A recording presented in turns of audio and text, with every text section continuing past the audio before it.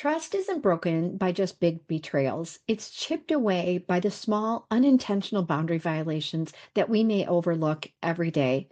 In this episode, we're uncovering how unclear or ignored boundaries quietly erode trust and how to rebuild it through intentional, courageous communication.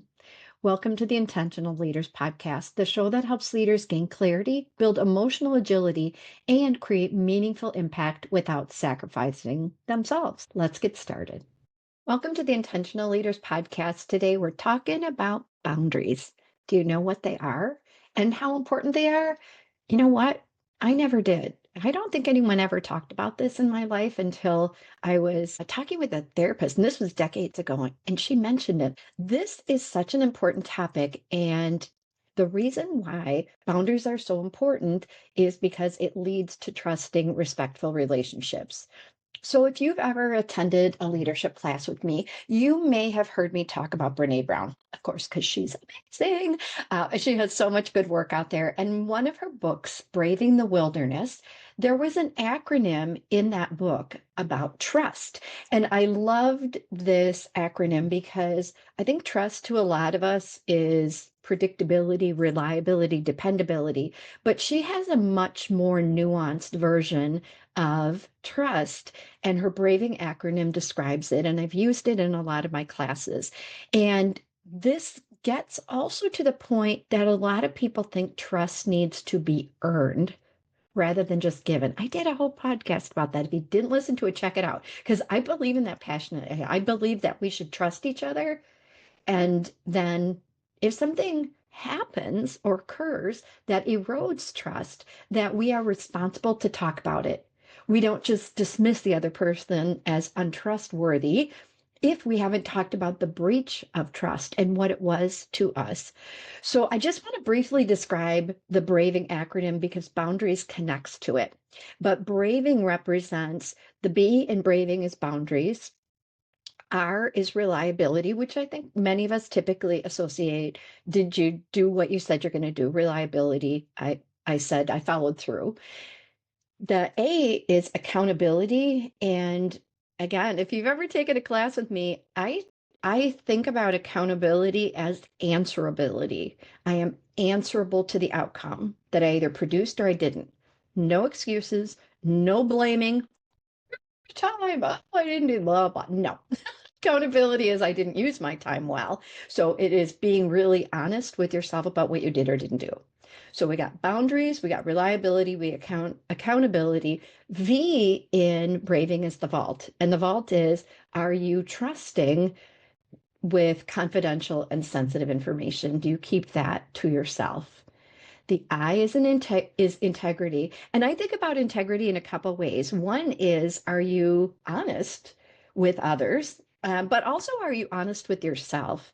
And if you think about integrity, let's say, for example, you work with someone and they're doing something that is affecting you and you really want to talk about it. You want to give them feedback, but you don't. To me, that could be a potential integrity issue, right? You're thinking something, you're feeling something, you want to talk to someone, but you don't do it, even though you know how important it is. So I think about integrity as yes, honesty, but am I honest with myself? Am I in integrity with myself? And then non-judgment and generosity, those two are super hard because by definition, we tend to be judgmental in how we listen to people, how we interpret what they say and label it. We have to be conscious and cognizant of not doing that on purpose. And generosity means we're going to assume good intentions about other people. So we're going to be generous with our with other people's behaviors and our interpretation of them. So back to boundaries, but braving starts with boundaries. And when I teach this to a lot of people and talk about boundaries, not everybody knows what they mean, but boundaries are not keeping other people out. Boundaries are all about protecting ourselves and protecting the things that we hold dear, values.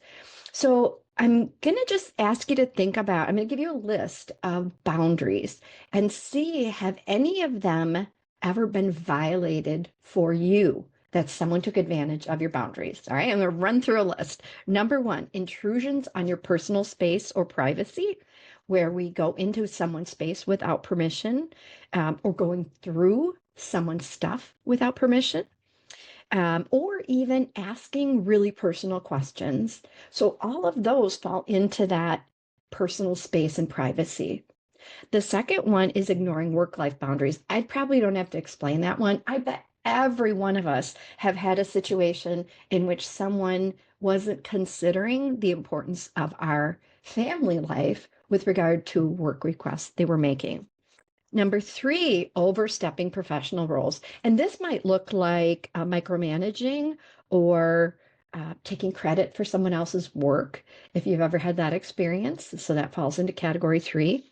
Disrespecting emotional boundaries. Now, I do a lot of classes on emotional intelligence, and this really affects people. So, if, for example, I have expressed my emotions and someone dismisses them or makes fun of them or calls them dramatic or unimportant and undermines our ability to express our emotions appropriately and effectively and constructively, and just at all, that's definitely a boundary violation.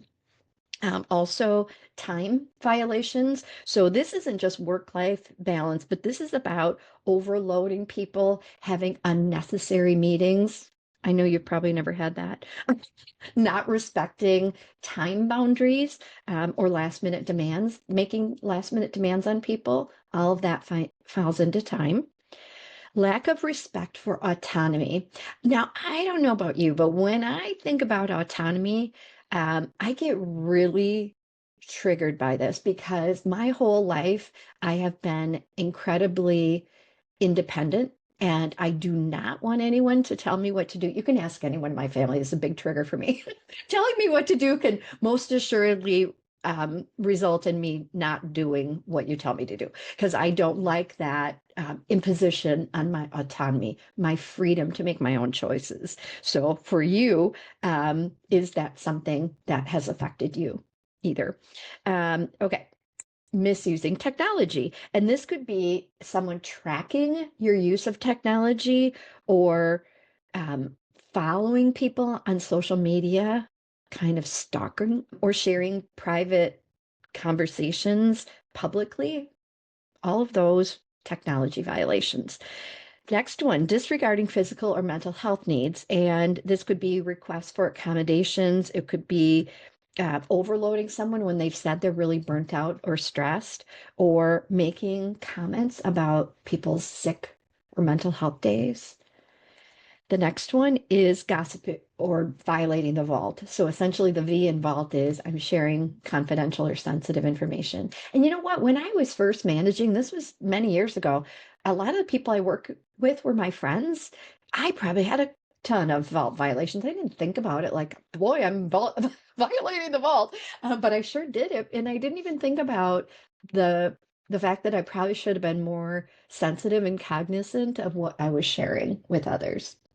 All right. And then number 10 is disregarding cultural or social norms. So comments or jokes that are offensive, or not respecting someone's dietary habits or even holidays um, that they honor, or assuming everyone shares the same values, which of course we don't. So there's 10 boundary violations. And I bet if you think about it, you can think, oh my gosh, yeah, other people have violated those boundaries.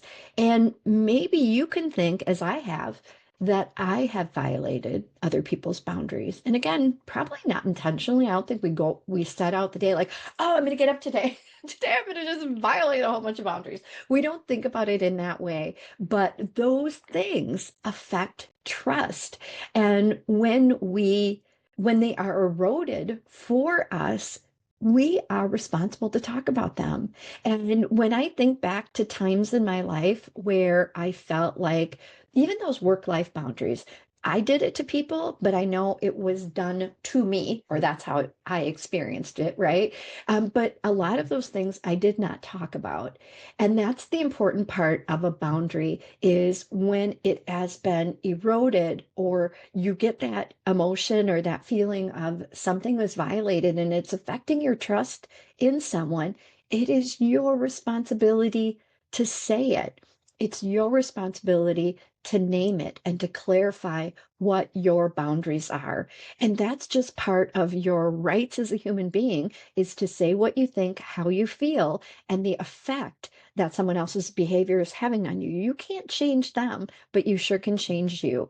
And it starts with being courageous enough to have a boundaries violation.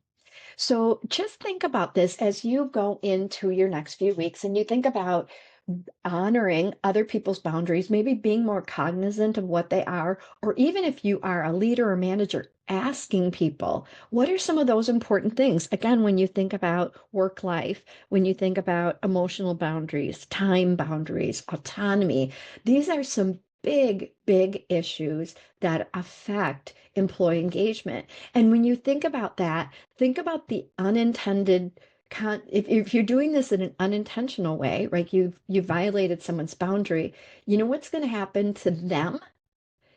Probably the same thing that has happened to you. You might pull yourself back a little, right? It may affect your trust in the relationship with that person, but also your behaviors and how you think about them. And we store all that in our heads, right, for a long time. And none of that helps our stress or well-being. So bring trust to the surface and bring boundaries to the surface. I encourage you to think about this topic for yourself, for the people that you work with, and honoring people's boundaries is a great goal. I have been so much more cognizant of this, not just for me, but for other people as well, and ensuring that I honor the limitations they have. Because again, boundaries are not about keeping other people out, it's about protecting the things that we value most and the things that we care about and our purpose and what we want to accomplish in life. And that, my friends, is being incredibly intentional and compassionate and honoring you. So think about that in the next coming upcoming weeks. I would love to hear any of your comments or thoughts about boundaries and their impact on you. If you did like this podcast, I would love it if you would subscribe or share it with others who may benefit from this message in this podcast episode today.